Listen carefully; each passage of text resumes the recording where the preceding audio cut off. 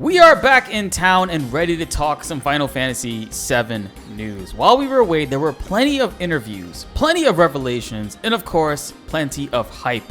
Many pertaining to all different titles of Final Fantasy VII's compilation, but in this video we will be talking about the most anticipated one, being Final Fantasy VII Rebirth, of course. There's lots to talk about, so make sure you guys hit that like button and get this video to 2,000 likes to celebrate the non-stop coverage. And of course, hit that subscribe button and notification bell so you can stay up to date and don't miss out on any of these news drops. Only 30% of you guys who watch and love these videos are currently subscribed, so let's fix that and raise that bar higher ASAP. 60,000 subscribers is the goal for July, and together we could smash that and go even further beyond. Some bigger stuff for Final Fantasy VII is on the way in the upcoming months, and you won't want to be anywhere else when this stuff drops, because we have a bit of a teaser for that in this video.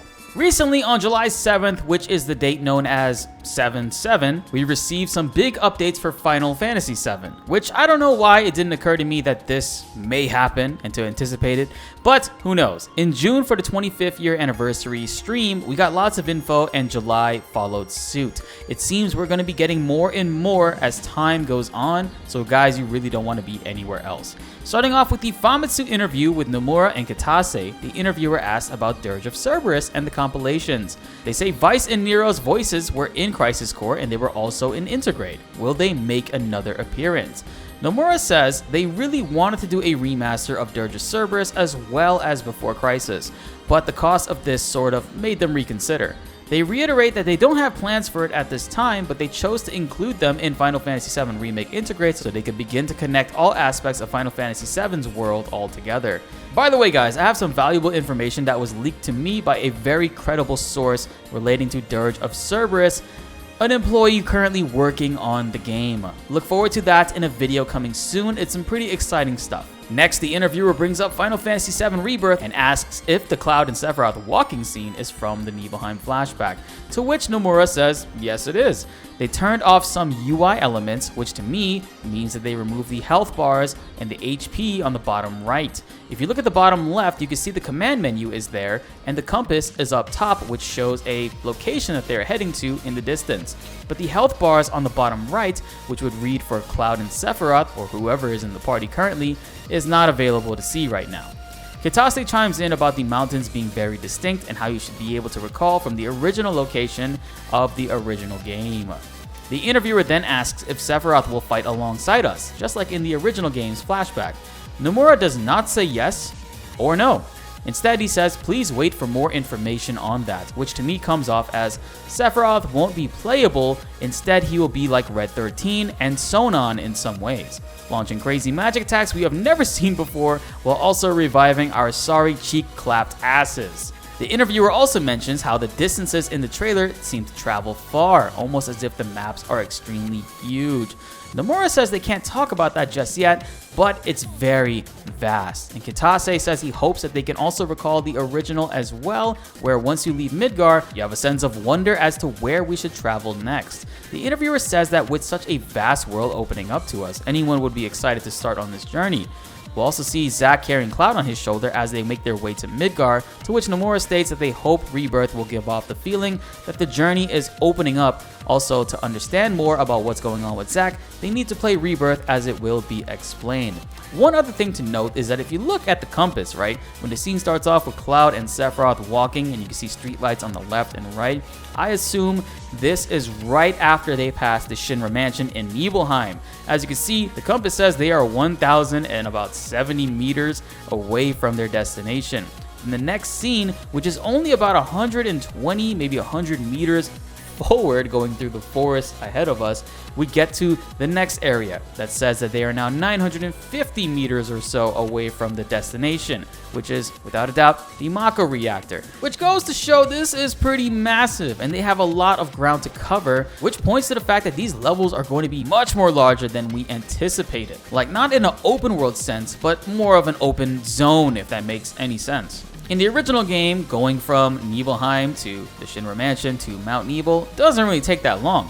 However, of course, with next-gen capabilities and the fact that they're expanding Final Fantasy VII Remake to lengths that we have yet to see before, we can really expect these maps to be stretched out large and far, and hopefully they are doing away with those hallway level designs. This is very exciting news for me. Hearing Nomura say that the elements from the UI were hidden on purpose, yet they showcased the compass and the large distance to travel to meet our destination, means these were 100% calculated and chosen to be that way. They want to show us just how large these new stages will be, and the distances we will be traveling are in fact massive. Next up, the interviewer tries to pry on about what story chapters will Rebirth cover, since the series will now be 3 parts. Similar to how we were told with Remake Part 1, it's only going up to Midgar and when the party leaves Midgar. Nomura says they originally were not sure whether they would do it in 2 or 3 parts, which shocks the interviewer and myself. I full on thought with how little Remake covered, we might get 4 parts of this game series, but seeing 3 parts makes me excited. And hearing that they tried to do 2 parts, that's kinda brave. Nomura says they started to plan with 3 parts in mind, but there was a time where Kitase mentioned they could do it into 2 parts. Kitase, while laughing, says that was one of the ideas they had that they were tossing around, because at first with Remake they were concerned about the manpower it would require for Part 2, but very quickly they realized how they could achieve this for Rebirth, and the scheduling between teams helps to provide a clearer image for them.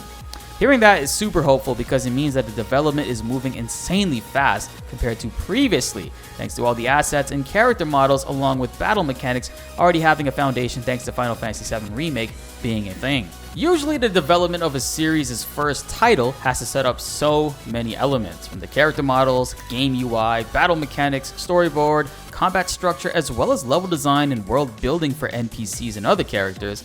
With a roadmap to follow, it makes the follow-up titles and sequels much easier to move on through, because now you can focus on other areas and just fine-tune what you currently have already.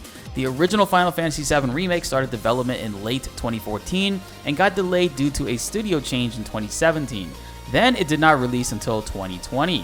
Seeing Rebirth have a 3-year cycle compared to that is hopeful for Part 3, probably only taking 2 years, especially since it's being worked on right now side by side of Final Fantasy VII Remake Part 2, aka Rebirth. Nomura says they have no plans to go further than a trilogy, and they know that since Part 1 took place only in Midgar, they know fans are worried about the remaining 2 games, containing too much content and potentially missing out on story elements due to possibly needing to cut content. But Nomura says to rest assured, as this will not be a problem and nothing will be cut.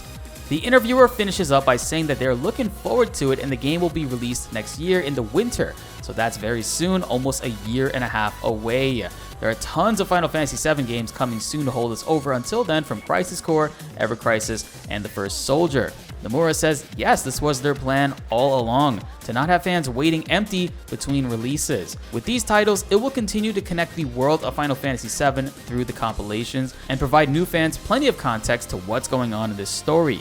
Kitase says the basic parts of Final Fantasy VII Rebirth have already been completed, so now they're in the mass production phase making great progress on the game, so please wait a bit longer. This means that the game's UI, battle mechanics, character models, etc. have already been finished and laid into places that they needed to be. All that's left to worry about are essentially the world building and more, which is essentially what we were talking about earlier. This was all from the Famitsu interview alone, guys. Great information that surprisingly is only just the beginning. We have plenty more to cover, but of course, that's gonna have to be left for another video. What do you guys think about all this? If you thought this was crazy, the next 2 articles are freaking insane, and I cannot wait to bring it out for you guys. Trust me when I say this, you don't want to miss this next video. The amount of hype emitting from these interviews and what exactly they're talking about is going to set your chairs on fire. Make sure you like the video if you enjoyed and subscribe if you are new. You won't want to miss any more of these Final Fantasy VII Remake news videos that are coming your way, so hit that notification bell, guys. My name is BltzZ, and thanks for watching.